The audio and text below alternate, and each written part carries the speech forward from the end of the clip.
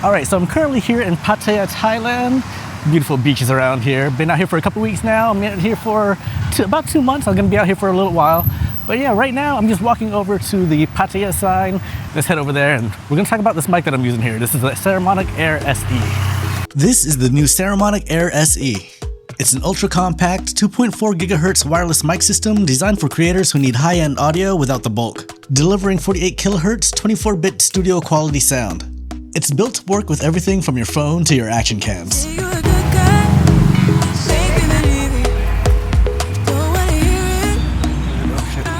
But yeah, I'm currently here on Walking Street here in Pattaya, and it's a little bit empty right now. It doesn't pick up till later on tonight. It's like midday right now. But yeah, walking over to the Pattaya sign. It's about an hour from where I was staying in my condo. This would be a lot easier if it wasn't so hot. I'm sweating a little bit. What makes this stand out in such a small frame is a 90 decibel signals to noise ratio and a max SPL of 120 decibels. Essentially, it can handle a whisper or a loud shout without clipping. It also features a -6 decibel safety track mode, which records a second lower volume channel. Alright, so I have made it to the Pattaya sign. It's right here in front of me. But I'm trying to get all the way up there. So I have to walk all the way around that way, around this thing, to go up, to go see the sign up close. I could just take a grab to get there, but that's no fun. I like to walk in the heat. This thing is loud behind me. This thing passed first.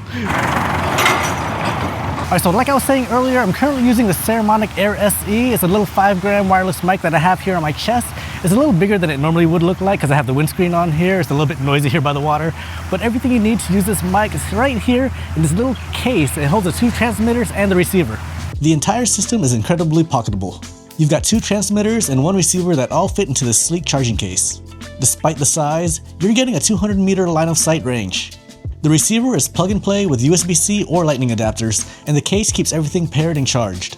It's basically a full production studio that fits into the coin pocket of your jeans. Jeez, this thing's never ending. Hold on. Oh man, look at this plant right here. This plant's really nice. That's that one right there. All right, let's keep going. Jeez, this thing is a lot longer than I thought it was gonna be. Whew. All right, I think I ended up walking the wrong way. I'm on a helicopter pad. I'm not waiting for my helicopter right now. That's later on. I gotta head back down, man. Oh God, it's so hot. What I like about this mic is how versatile it is. I have it attached to my shirt with a magnet, and it's so lightweight that it's not pulling down on my shirt like other mics would normally do. Another way you can use this mic is handheld. You can use it as an interview mic or just to hold it to yourself if you don't want to clip it to your shirt. I do wish I had like a 1/4-inch mount or something on it so you could use it as a desktop mic, but I'm not gonna be too picky. It's lightweight, you can just attach it to your shirt, but still, it would've been nice if I had a little 1/4-inch mount on here. Versatility is the big win here. You can attach the clip and clip it directly onto a collar, or use the magnet to snap it onto a shirt. But here's the cool part. The charging case actually doubles as a handheld interview mic. This thing looks so much closer when I was at the bottom. Everything is all uphill now, man. Jeez. The thing is, I've been to Thailand a few times, and it's been a lot hotter than this. This is actually probably the coolest it's been in the southern part of Thailand since all the times I've visited Thailand. And I'm drenched.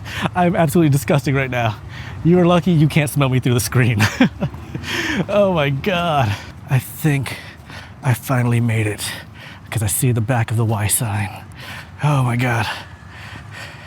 I'm here and I'm about to pass out. Jeez.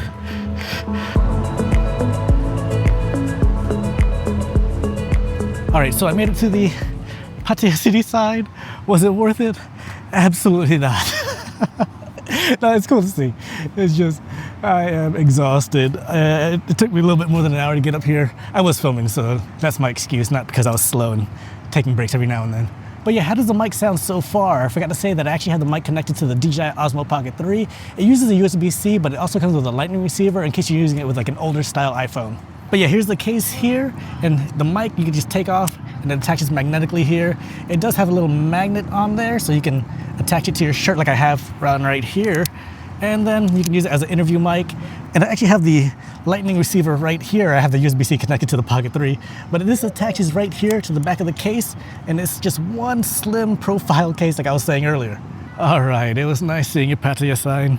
It's time to head back down and just get nice cold water. It is so hot.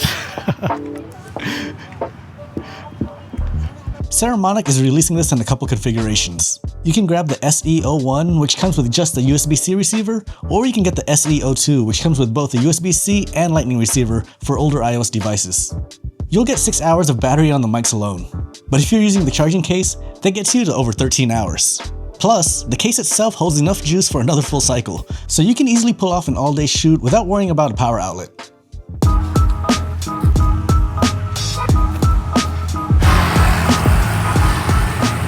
I don't know why I'm walking again. I should have just taken like a grab or bolt down.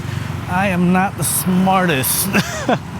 Alright, since I'm walking down and all this traffic is loud around me, this mic does have noise cancellation. So let's go ahead and turn it on. It's off right now. Let's turn it on. And this is with noise cancellation on. Jeez, how does it sound now? Is there a big difference? I actually don't know how it sounds. I haven't heard it before. But I noticed that when I hit the noise cancellation a second time, it blinks a few times and then it stays green. I'm not sure if that means it's stronger noise cancellation or not, but I guess I'm going to talk about it right now.